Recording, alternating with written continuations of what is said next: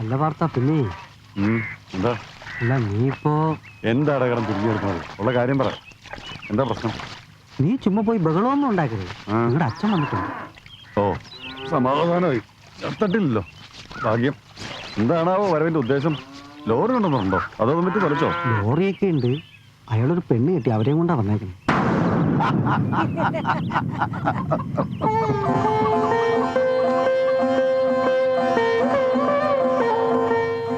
ചെല്ലേ അകത്തേക്കല്ലേ.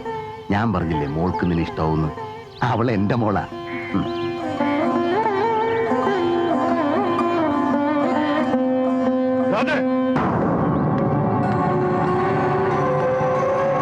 പാർത്ത, അത്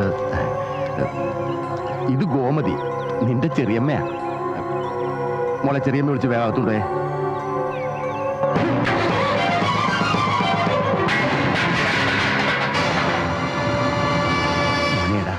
അവസാന കാലത്ത് എനിക്ക് ഇത്തിരി വെള്ളം അനത്തി തരാൻ ഇവളൊരു പാവാടാ. മിണ്ടരുത്, അല്ലെങ്കിൽ ഞാൻ വല്ല കടുകയും കാണിക്കും. പോയിക്കോ മോനെ, നീ എന്റെ അവസ്ഥ ഒന്ന് മനസ്സിലാക്കി. തന്തയെ കൊന്ന പേര് ഏൽപ്പിച്ചെന്നെ ജയിലിലാക്കിയിട്ട് നിങ്ങൾ പോകും. രണ്ടിനും വീട്ടിൽ തുണ്ടും തുണ്ടൊക്കെ ഞാൻ പോയിക്കോ. മോനെ ഞാൻ എടാ ഞാൻ പറയട്ടെ.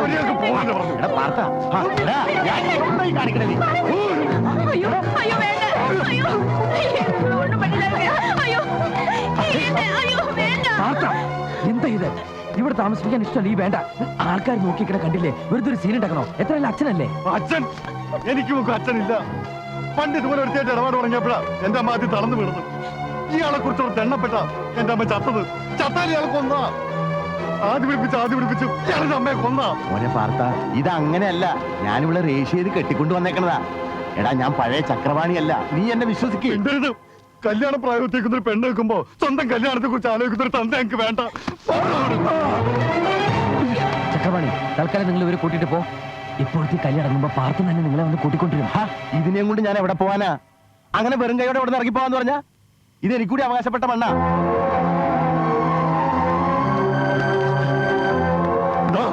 ഇവിടെ നിങ്ങൾക്ക് അവകാശപ്പെട്ടതല്ലേ? പടച്ചുണ്ടാക്കിയല്ലാതെ ഇവിടെ പറ്റി നിങ്ങൾ ആലോചിച്ചിട്ടുണ്ടോ?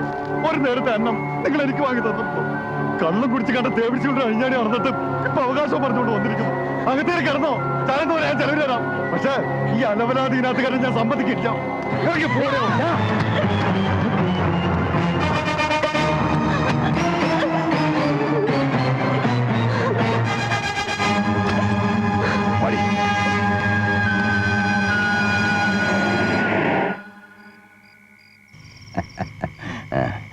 ഗോമതി, 2-3 കാപ്പിയിട്. കൂത്കൊള്ളി. മുതലാളി ഇവിടെ ഉണ്ടെന്ന് ഞാൻ അറിഞ്ഞില്ല.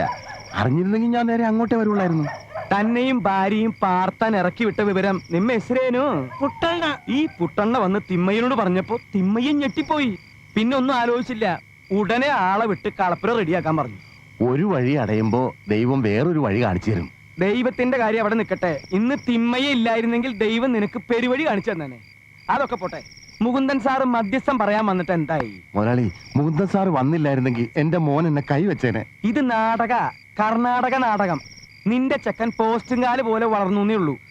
അവൻ അങ്ങോട്ട് ചാടറ കുഞ്ഞിരാമ, ഇങ്ങോട്ട് ചാടറ കുഞ്ഞിരാമ, വെള്ളം കോരുന്ന് കാണിക്കട കുഞ്ഞിരാമ, കാവടി ആടുന്ന് കാണിക്കട കുഞ്ഞിരാമ. ഇതൊക്കെ അവനെ കൊണ്ട് ചെയ്യിക്കുന്ന ആരാ? ആ കുറവനാ, മുകുന്ദൻ കുറവൻ. അയ്യാ എന്നടി? അയ്യ, പാലില്ലേ? പാലില്ല, കട്ടൻ കാപ്പി എടുക്കട്ടെ. ഗോമതി ആദ്യമായിട്ട് തരണതല്ലേ, വാങ്ങി കുടിക്കല്ലേ. ಏನು ಬೇಡ ഗോമതി. ഊരും മണി ഇഷ്ടായിത്താ? இந்த ஊரும் வீடு உனக்கு பிடிச்சாச்சான்னு முதலாளி கேக்குற. ரொம்ப பிடிச்சாச்சு. അതെ, എവിടുന്ന് പൊക്കി ഈ സാധനത്തിന്? അത് ഞാൻ മേട്ടുപാളയത്തിൽ ഓടുകൊണ്ട് പോയപ്പോ ഒരു ചായക്കടയിൽ വെച്ച് പരിചയപ്പെട്ടതാ. പാവാ. അല്ല, അത് കണ്ടപ്പോ എനിക്ക് മനസ്സിലായി. ഇനി മേട്ടുപാളയത്ത് മുമ്പ് എനിക്ക് ನಾವು ಬರ್ತೀನಿ. ನಿಮಗೂ ಏನು ಬೇಕಂದ್ರೆ ನಮ್ಮನೆ ಹತ್ರ ಕೇಳು. എന്താ ചരക്ക്? മുകുന്ദണ്ണ, രാധേച്ചി അവിടെ ഭയങ്കര കരച്ചില്ല. കരയേ? എന്തിന്? പാർത്തണ്ണൻ രാധേച്ചിയോട് ഇനി പഠിക്കാൻ പോണ്ടെന്ന് പറഞ്ഞു. മുകുന്ദേട്ടൻ പറഞ്ഞ പാർത്തണ്ണൻ കേൾക്കും. ഒന്ന് പറയൂ. വെള്ളം ഇറങ്ങാതെ ചത്ത തള്ളയുടെ ശവം അനാഥപ്രേതങ്ങളുടെ ആശുപത്രി മോർച്ചറി കിടന്നു 2 ദിവസം. ആരും ഉണ്ടായിരുന്നില്ല തിരിഞ്ഞു നോക്കാൻ. ഇവക്കന്ന് 5 വയസ്സാ. വിശന്നും കരഞ്ഞ് തളർന്ന് ഇവളെയും തോളിലിട്ട് അറവുമാടുകളെ വാങ്ങാൻ ഇങ്ങോട്ട് വരുന്ന തമിഴൻ ലോറി ഡ്രൈവറുടെ കാല് പിടിച്ചിട്ടാ ശവം നാട്ടിലെത്തിച്ചത്. ആരോ പറഞ്ഞറിഞ്ഞ് തന്തേന്ന് പറയുന്ന മനുഷ്യൻ വന്നു. 2 മാസം കഴിഞ്ഞ് അന്ന് തൊട്ട് ഇന്ന് വരെ ഇവളുടെ ഒരു കാര്യത്തിനും ഞാൻ മുടക്കം വരുത്തിയിട്ടില്ല. കഴിഞ്ഞ കാര്യങ്ങളും വാശിയും പിണക്കൊക്കെ നമുക്ക് മറക്കാം.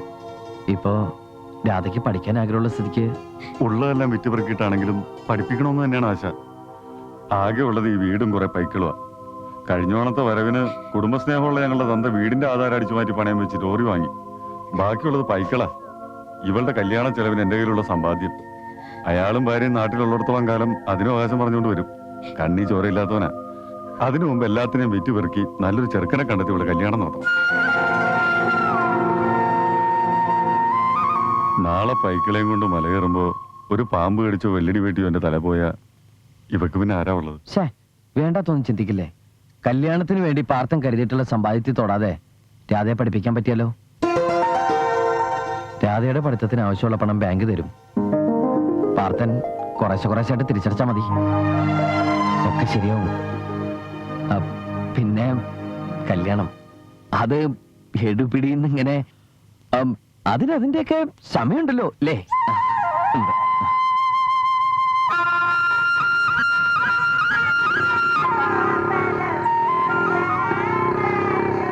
സാറേ, ഞാൻ സാറിനെ കാണാൻ 1-2 തവണ ബാങ്കിൽ വന്നിരുന്നു. എന്താ വിശേഷിച്ച്? എനിക്ക് സാറിനോട് നന്ദി പറയണമെന്ന് തോന്നി. എന്റെ മോൻ എന്നെ വീട്ടിൽ നിന്ന് അടിച്ചിറക്കിയപ്പോ ഒന്ന് തടയാൻ ശ്രമിക്കുകയെങ്കിലും ചെയ്തത് സാറാ. നിങ്ങൾ മര്യാദയ്ക്ക് വന്നിരുന്നെങ്കിൽ ആരെങ്കിലും ഇറക്കി വിടുമായിരുന്നോ? വിവാഹപ്രായം എത്തിയ ഒരു പെൺകുട്ടിയുള്ള നിങ്ങള് കുറച്ചും കൂടി ഉത്തരവാദിത്തം കാണിക്കണ്ടേ? എനിക്ക് ആ വിചാരമില്ലെന്ന് സാറിന് തോന്നുന്നുണ്ടോ? അവരുടെ അമ്മ മരിക്കുന്നതിന് മുമ്പോ മരിച്ചതിന് ശേഷവും ഇങ്ങനെ ഒരു തോന്നലുണ്ടായിരുന്നെങ്കിൽ ഇതൊന്നും ഉണ്ടാവില്ലായിരുന്നല്ലോ. അവന്റെ അമ്മ മരിച്ചപ്പോ ഞാൻ വന്നില്ല, അത് സത്യ. അന്നെന്റെ സാഹചര്യം അതായിരുന്നു. ഹൈദരാബാദിലേക്ക് ലോഡ് കൊണ്ടുപോയ ലോറി കൊക്കയിലേക്ക് മറിഞ്ഞ് കൂടെ ഉണ്ടായിരുന്ന ഡ്രൈവറും ക്ലീനറും മരിച്ചു. ആയുസിന്റെ ബലം കൊണ്ട് ഞാൻ രക്ഷപ്പെട്ടു. പക്ഷേ 2 മാസം ഞാൻ ആശുപത്രി കിടക്കേണ്ടി വന്നു. തിരിച്ച് നാട്ടിൽ വന്നപ്പോഴാ ഗൗരി മരിച്ച വിവരം അറിയുന്നത്. എന്തു വന്നാലും ഞാനിനി ഇവിടുന്ന് പോവില്ല. എന്റെ ഗൗരി അടക്കിയ മണ്ണിൽ എനിക്ക് മരിക്കുന്നതുവരെ ജീവിക്കണം. പക്ഷെ എന്റെ മക്കൾ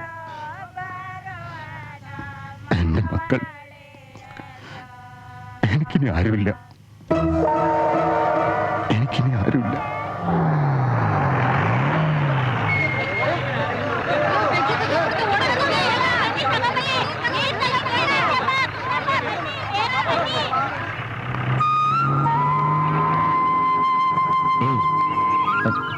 ഹലോ, വാ കേറ്. ആ കടയിൽ മുഴുവൻ ആൾക്കാരാ. അവരൊന്നും ഇതിൽ കയറ്റാൻ പറ്റില്ല. നീ കേറ്. അതൊന്നും പറ്റില്ല. ആ, മര്യാദക്ക് കേറണ്ടോ? ഇല്ലേ, നാട്ടുകാരെ വിളിച്ചുകൂട്ടി ഞാൻ അവരുടെ മുമ്പിൽ വെച്ച് കെട്ടിപ്പിടിക്കും. പിന്നെ ഞാൻ എന്താ ചെയ്യണമെന്ന് എനിക്ക് പറയാൻ പറ്റില്ല കേട്ടോ. ഓ പിന്നെ കേറില്ലേ? ഉറപ്പാണോ? ആഹാ, ഷോക്കടിച്ചോ? വാ കേറ്. ഈ കൈ എന്തിനാ അവിടെ വെക്കണേ? ഇവിടെ വെച്ചൂടെ? എന്ന് തേഞ്ഞു പോവോ? ഇല്ല, കുഴപ്പമൊന്നും ഉണ്ടാക്കൂല. ഞാൻ പരീക്ഷിച്ചതല്ലേ.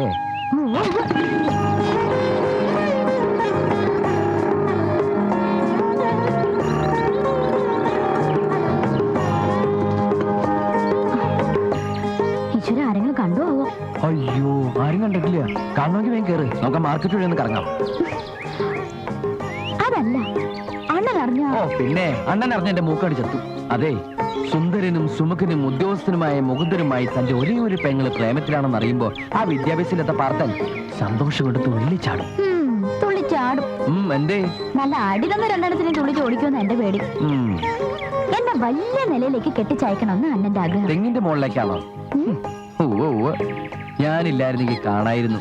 വലിയ നിലയിൽ കന്നുകാലികളെ മേക്കണ വല്ല കാലിച്ചക്കനെ കൊണ്ട് കെട്ടിച്ചേനെ നിന്റെ അണ്ണൻ. ഞാനല്ലാതെ വേറെ വല്ലോരും ഈ ചാണ മണക്കണ നാട്ടിലെ ഇടയപ്പെണ്ണിന്റെ വലയിൽ വീഴൂ? വേണ്ട, വീഴണ്ട. കാലിച്ചെറുക്കനല്ലാതെ ആരെങ്കിലും കിട്ടുമെന്ന് ഞാനൊന്ന് നോക്കട്ടെ. എന്റെ കോളേജിൽ പുതിയൊരു സാറ് വന്നിട്ടുണ്ട്. ഭയങ്കര സുന്ദരനാ. ഏയ്, അത്രയ്ക്കൊന്നും ഉണ്ടാവില്ല. ഏയ്, 6 അടി പൊക്കം, കട്ടി മീശ, നല്ല ശബ്ദം. ക്ലാസ് എടുത്തോണ്ടിരിക്കുമ്പോഴേ എന്റെ മുഖത്തൊന്ന് കണ്ണെടുക്കില്ല. വൃത്തിയായിട്ടവൻ എന്നോട് ചോദിക്കാം, നാടെവിടെയാ, വീടെവിടെയാ, വീട്ടിൽ ആരൊക്കെ ഉണ്ട്, ടൗണിൽ താമസിക്കാൻ ഇഷ്ടമാണെന്നൊക്കെ. വായി നോക്കി അവനെന്നെ ജയിലേക്ക് ഇട്ടെന്നാ തോന്നണേ. എന്നിട്ട് നീ എന്ത് പറഞ്ഞു? ഞാനൊന്നും പറഞ്ഞില്ല. ഓ, എന്റെ ഭാഗ്യം. ദേ, ഞാൻ തമാശ പറഞ്ഞല്ല കേട്ടോ. അങ്ങേർക്കും ഈ വട്ട് തുടങ്ങിയെന്നാ തോന്നണേ. നമ്മുടെ കാര്യം വേഗം അണ്ണനെ അറിയിച്ചില്ലെങ്കിൽ കുഴപ്പാവും. ഞാൻ അമ്മയ്ക്ക് എഴുതിയിട്ടുണ്ട്. നിന്റെ ഒരു ഫോട്ടോ വെച്ചിട്ടുണ്ട്. മറുപടി വന്നിട്ട് വേണം നിന്റെ അണ്ണന്റെ മുമ്പിൽ ഒന്ന് ചോദിക്കാൻ. എടോ മല കയറി പാർത്ത തന്റെ മരം കയറി പെങ്ങൾ എനിക്ക് കെട്ടിച്ചേരുമെന്ന്. അമ്മയ്ക്കെന്നെ ഇഷ്ടാവോ? അമ്മ നിന്റെ ഫോട്ടോ കണ്ട് മറുപടിക്ക് വരെ ഇങ്ങ് പോന്നേക്കൊന്നും എന്റെ പേടി. നമ്മുടെ കാര്യത്തിലൊരു തീരുമാനമായാൽ പിന്നെ അണ്ണനെ പിടിച്ച് കെട്ടിക്കണം. പാവം, എന്റെ കാര്യത്തിലൊരു തീരുമാനമായിട്ട് കല്യാണം കഴിക്കുന്ന വാശി പിടിച്ചിരിക്കാം. കൃഷ്ണഗിരിയിലെ ഗംഗാവ അവര് കാത്തിരിക്കാം. ദൈവമേ, ഈ മുരടിനോടും പ്രേമോ? വെറുതെ അല്ല പ്രേമത്തിന് കണ്ണില്ല എന്ന് പറയണേ. അല്ല, ഈ ഗംഗവ കാണാനെങ്ങനെ? സുന്ദരിയാ? നല്ല ഡാൻസുകാരിയാ. ഹള്ളിയിലെ കോവിലിലെ കൃഷ്ണലീലിക്ക് വരും. ആഹാ. അയ്യോ, നേരം കുറയായി, ഞാൻ പോവാ. അണ്ണൻ അന്വേഷിക്കും. അല്ല അതെ ഒന്ന് ഇന്ന് ഞാൻ എന്തൊരു മണ്ടരാണെന്ന് നോക്കി സംസാരിച്ചോണ്ടിരുന്നപ്പോ ഞാനത് എന്താ ഒരു മരോ ആരുല്ല. അയ്യടാ കാണുന്നു. ഏയ് വെയിറ്റ് ഇടണ്ട, ഇഷ്ടമായില്ലെങ്കിൽ തിരിച്ചെന്നാക്കാം. ആദ്യം അമ്മയുടെ കത്ത് വരട്ടെ. അതില് സമ്മതം അല്ലാന്നാണെങ്കിൽ ഇപ്പൊ തട്ടത് വേസ്റ്റ് ആവില്ലേ?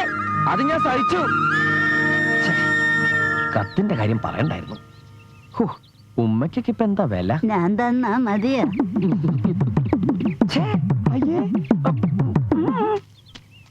ഇതാണ് ഞാൻ പറയുന്നത്, നിങ്ങൾ ഭാഗ്യവാന്മാരാണെന്ന്.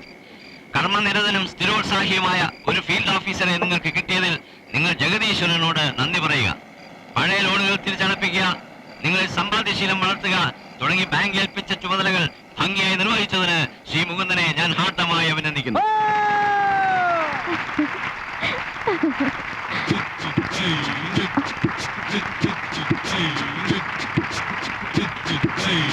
മുകുന്ദൻ നിങ്ങളുടെ ഇടയിൽ നടത്തുന്ന സേവന പ്രവർത്തനങ്ങൾക്ക് ബാങ്കിന്റെ പൂർണ്ണ പിന്തുണ ഞാൻ വാഗ്ദാനം ചെയ്യുന്നു. ഇന്ന് ഞാനിവിടെ വന്നിരിക്കുന്നത് നിങ്ങളിൽ സ്വന്തമായി പശുക്കളില്ലാത്തവർക്ക് പശുക്കളെ നൽകുന്ന പദ്ധതി ഉദ്ഘാടനം ചെയ്യുന്നതിനാണ്. മിസ്റ്റർ മുകുന്ദൻ പേര് വിളിക്കുന്നതനുസരിച്ച് നിങ്ങൾ ഓരോരുത്തരും മുന്നോട്ട് കടന്നു വന്ന് പശുക്കളെ ഏറ്റുവാങ്ങേണ്ടതാണ്. മഞ്ചപ്പ, ഈ കയറും ബാങ്കിന്റെ വകയാണ് അല്ലേ സാർ? അതെ.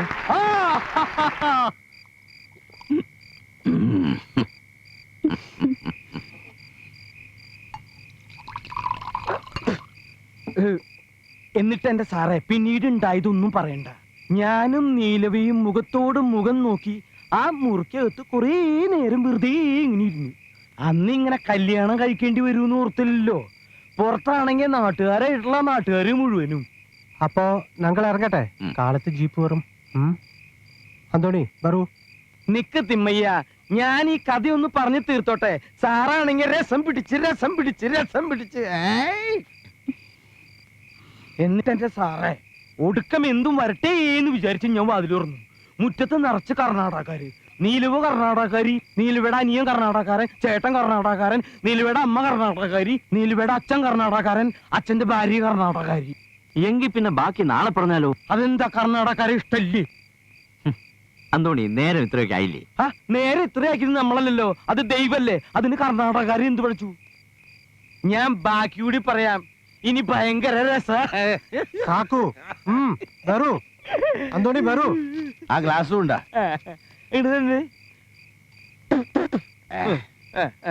ഒരു സത്യം പറയാം, കർണാടകക്കാരെ ഞാൻ നോക്കി ഒരു കാര്യം പറയട്ടെ.